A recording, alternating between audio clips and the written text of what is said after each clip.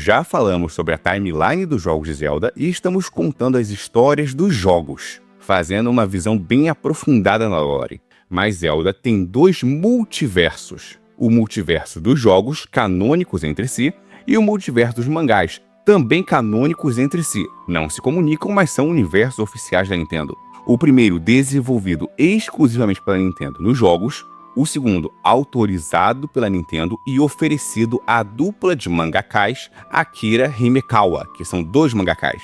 Todos os mangás têm o símbolo da Nintendo embaixo, pertencem à Nintendo, eles são apenas ilustradores e fazem o storyboard inspirado nos jogos em um universo diferente. Skyward Sword fala a história do primeiro herói, aquele que esteve ao lado da deusa Hylia, na batalha final grandiosa contra o temível demônio Demise. O jogo não mostra de fato esta batalha, apenas conta como se fosse um relato oral da Zelda para com Link, que eles conheciam pela tradição em Celestia Skyloft. A Nintendo lançou essa história na época canônica dentro do Hyrule Historia. Hyrule Historia é um livro canônico que contava tudo sobre Zelda. Este mangá era o único da série de mangás que era canônico nas 2 linhas multiversais, no universo dos jogos e no universo dos mangás. Mas ele foi descanonizado em 2017 da linha dos jogos. Mas ainda é uma história fenomenal, e é o que eu vou contar para vocês neste vídeo. Não existe uma tradução perfeita, e eu não posso botar aqui as imagens passando porque a Nintendo pode dar copyright. Então eu vou botar algumas imagens apenas, intercalando entre o jogo, e deixar bem claro que é uma adaptação. E você tem todo o jeito de discordar da tradução, e botar e sugerir uma tradução melhor que eu posso trazer em outros vídeos de qualquer tema que eu falar. Então, se gostar da ideia, senta o dedo no like e vambora! A história começa com várias crianças de Celestia correndo. Dentre eles, o Groose, um dos meus personagens favoritos, que terá um vídeo no futuro. Alguém grita, Link, veja só aquilo! Então o Link começa a confabular, pensar consigo mesmo, um pássaro vermelho, um asa celeste voando pelo céu, livre. Deve ser bom voar pelo céu grande e azul. Não posso chegar lá, mas eu gostaria.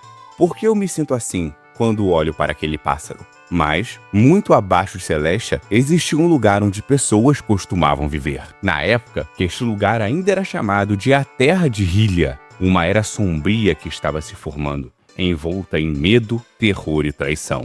O Link daquele tempo, nesta história, estava acorrentado. Já o chamavam de um grande herói nessa época. Disseram que um Lorde de Agames, o homem que difamou o herói, havia sido morto pelo Rei Demônio, por Demise, e que o exército do Rei Demônio iria invadir novamente aquela terra. E este herói havia sido preso por ter tido uma premonição e tentado avisar que seriam atacados. Os cavaleiros admitiram seu erro.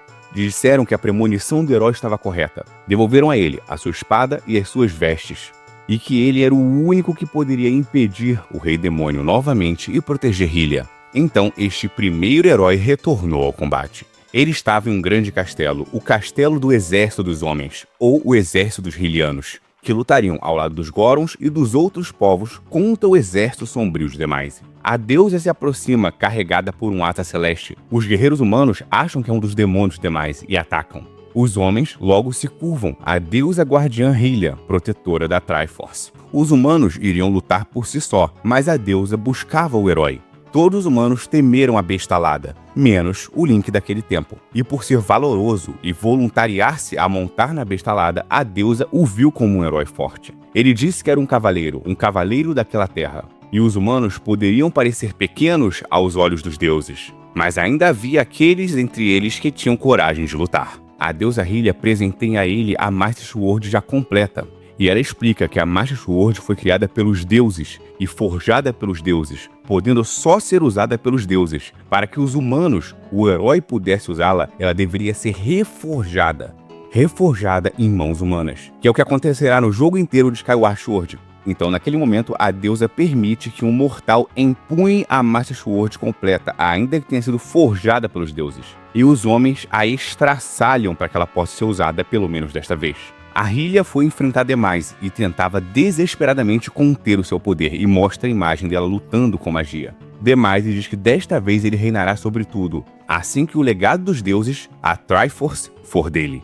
Enquanto Hylia enfrentava Demise, Link liderou as tropas humanas, aliadas às bestas divinas, como eles chamavam, que eram os Gorons e as outras tribos, para lutarem contra os demônios. Este Link é um pouco mais desbocado que os outros. Ele fala: criaturas da superfície, todos os servos da deusa, estamos em guerra por Hylia. Vocês irão nos ajudar. E durante tempos e tempos, os homens e os servos do exército da deusa lutaram bravamente contra os exércitos do rei demônio. Quando Hylia não consegue mais conter Demise, ele vai lutar contra o Link.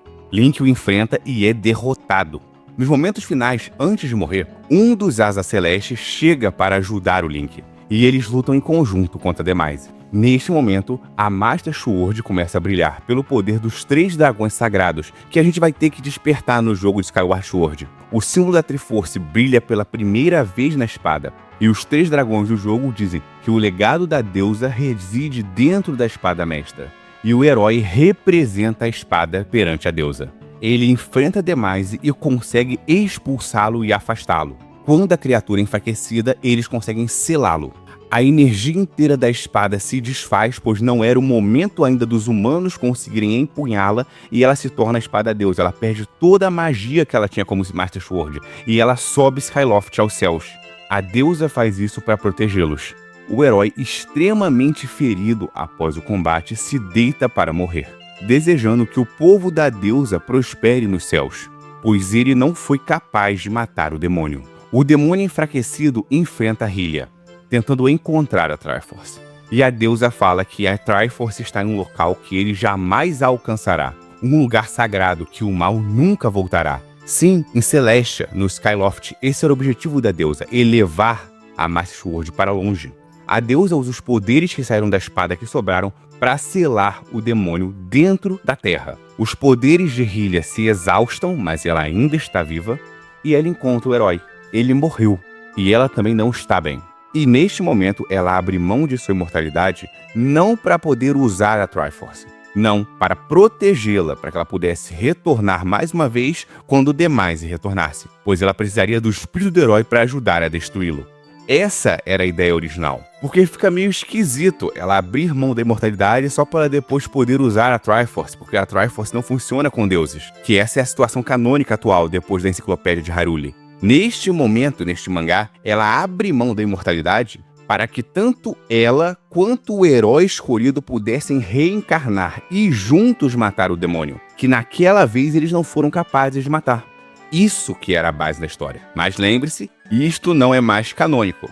A canonicidade agora, de Skyward Sword, é que a deusa Hylia, após selar Demise, com o auxílio do primeiro herói, que ele também existiu, mas não morreu, não teve nada disso aconteceu, ela abriu mão de sua imortalidade para que ela pudesse usar a Triforce lá na frente para poder evitar o retorno de Demise.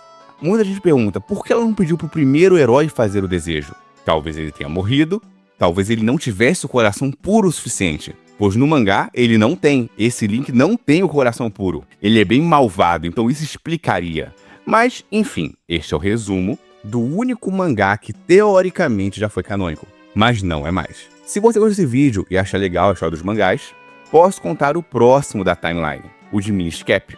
Mas lembrando que os mangás não têm de todos os jogos. Por exemplo, não tem mangá de Wind Waker, a Batuta do Tempo. Não tem. Pelo menos não de Akira Himekawa, mas todos com o selo da Nintendo, licenciados pela Nintendo, e fazem parte do cânone de mangás, não do cânone de jogos. Se você tiver interesse, eu posso fazer um próximo vídeo. Se não, um like para fortalecer, um comentário para dar mais informações se você quer ou não, ou pedir outros vídeos. Até a próxima, e aqui é o Arauto.